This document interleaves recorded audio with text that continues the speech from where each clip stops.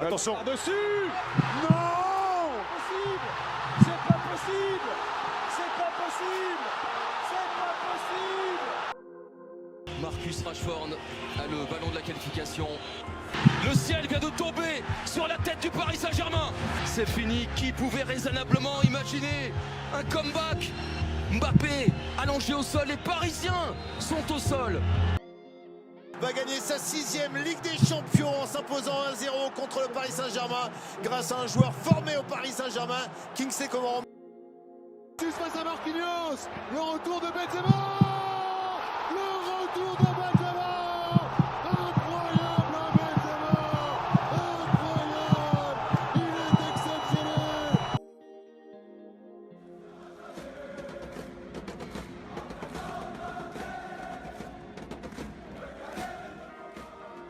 C'est un nouveau cycle, c'est une nouvelle ambition de la façon de jouer, le style du jeu. On a un coach, un des meilleurs coachs au monde.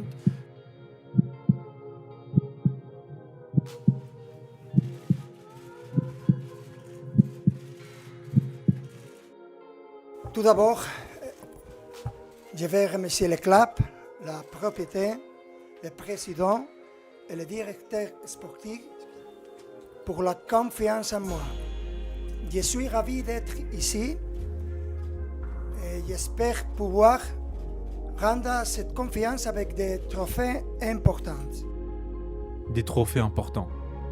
Frérot, c'était il y a 2 ans et là, t'es déjà en finale de Champions League. Tu as déjà rendu la confiance fois 100 tellement t'as changé l'équipe et tellement on kiffe maintenant regarder les matchs du PSG.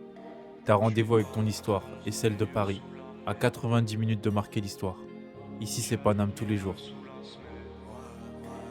Bon, les refs, ça y est, on y est, la finale arrive. On en a fait du chemin depuis septembre avec une première partie de saison bien galère, comme depuis des années en vrai. Mais avec du recul, qu'est-ce qu'on a kiffé aussi depuis le début d'année, avec une alternance entre bien et moins bien, des victoires, des défaites pas méritées, du manque d'efficacité, des critiques. Bref, il est temps maintenant de parler du match, de cette finale, du PSG, de l'Inter, de la compo et surtout des pronostics. Donnez-moi en commentaire votre composition et votre prono avec les buteurs. Moi je vais vous donner ma compo et en vrai le choix se fait entre Barcola et Désiré Doué. Sur tout le reste, je pense qu'on a tous le même 11 en tête. Ça, je sais pas si vous avez remarqué aussi, mais le nombre de personnes qui sont pour Paris là dans la finale, alors qu'au début de saison, il y avait beaucoup moins de monde, que des critiques, que des gens qui rigolaient, même chez les journalistes et tous ceux qui ont critiqué Luis Enrique. Le pire et le plus drôle, c'est qu'il a rien changé entre maintenant et son début de saison, dans la tactique et dans la mentalité. Il joue toujours avec son faux neuf et toujours ses permutations de partout. Un jeu qui est difficilement lisible et qui permet au PSG d'être compétitif dans plusieurs aspects du jeu. Mais bon, comme quoi, quand tu gagnes, il y a du monde et quand tu perds, il n'y a personne. En tout cas, je crois que c'est le meilleur parcours qu'on aurait pu avoir et j'y changerais rien, même si on me donnait le choix, parce qu'on a vécu des trucs de fou. Dans la phase de poule, on gagne contre Gérone avec une erreur du gardien adverse. On fait match nul contre le PSV sur une perte de balle de Dembélé au milieu de terrain. On perd à la dernière minute contre l'Atlético sur une frappe que Donnarumma aurait pu arrêter. On perd contre le Bayern sur corner avec carton rouge de Dembélé. On perd contre Arsenal avec des erreurs de la part de notre équipe. On était dans le noir complet, c'était une galère de ouf.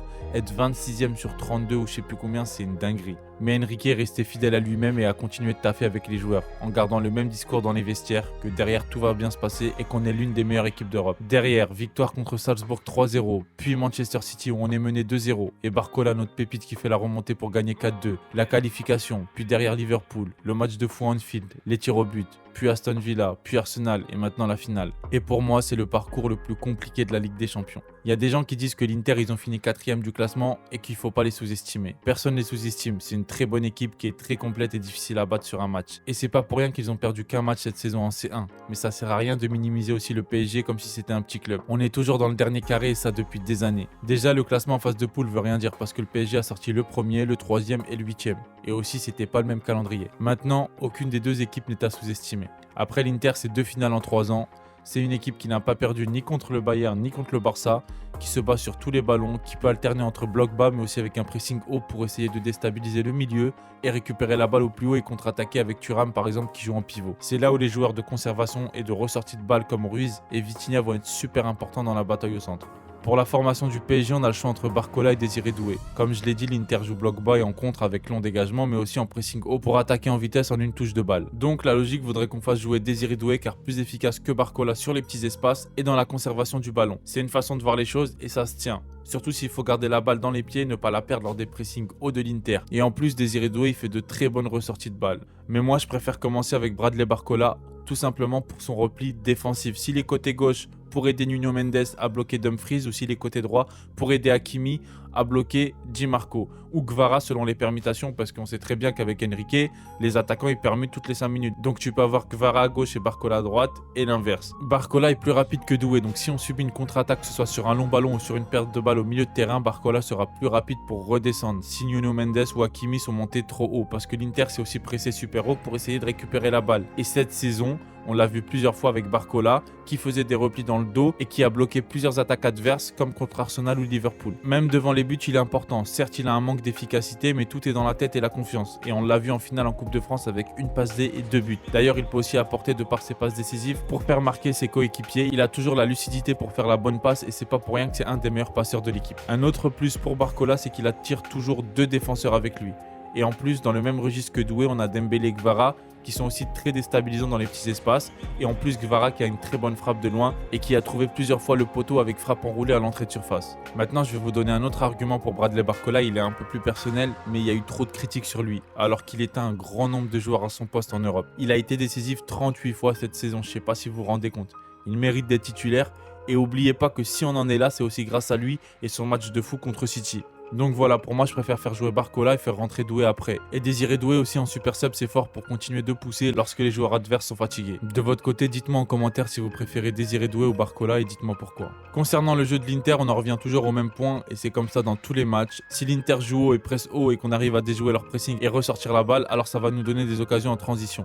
Et Dembélé, Barcola, Gvara, Hakimi, Mendes, ça va très vite. Et s'il joue bas, faudra pousser et essayer de trouver des espaces tout en faisant attention au ballon dans le dos. Exploiter le côté de Di Marco qui apporte offensivement mais qui défensivement c'est plus compliqué. J'en vois beaucoup faire la comparaison avec le Barça, mais le contre-pressing du PSG est meilleur et plus agressif que celui du Barça. Même si on perd le ballon au milieu suite à un pressing de l'Inter, on a un contre-pressing à 10 avec Gvara ou Barcola Doué qui font les efforts défensifs, plus Dembélé qui apporte le surnombre et décroche dans l'axe. Et c'est ça la différence avec le Barça et qui est fort avec ce PSG, le collectif. Et tout le monde mouille le maillot. Tout le monde va aller à la guerre pour récupérer la balle. Je sais pas si vous avez remarqué, mais à 3-0 contre Reims, à la fin du match, il y a eu 3 joueurs du PSG qui ont couru et ont fait le repli défensif dans les dernières minutes, alors que déjà ils ont une avance de 3 buts et qu'il y avait une situation de 3 contre 1 contre Reims. C'est là où tu vois la patte de Luis Enrique et c'est peut-être ça qui va nous faire gagner contre les Italiens. Sans oublier derrière Vitinha et Neves qui courent partout. Donc oui, il faut faire attention, l'Inter ça va vite en contre, mais derrière j'ai confiance en notre collectif où tout le monde défend. Ça sera pas un match facile, mais c'est une finale et j'ai confiance au PSG. Confiance en Donnarumma aussi qui a énormément progressé et c'est un point super important à prendre en compte puisque les coups de pied arrêtés sont un gros point fort de l'Inter.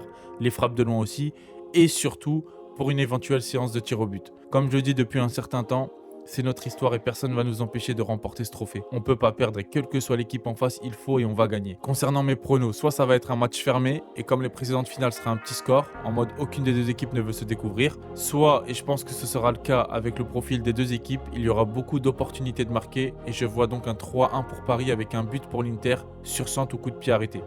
Dites-moi en commentaire votre prono. En tout cas, dans la défaite comme dans la victoire, super fier de notre équipe et du parcours. Merci à tous pour la force, les likes, les abonnements, les commentaires. On se retrouve après le match pour le débrief en espérant la victoire. Ici, c'est Paris.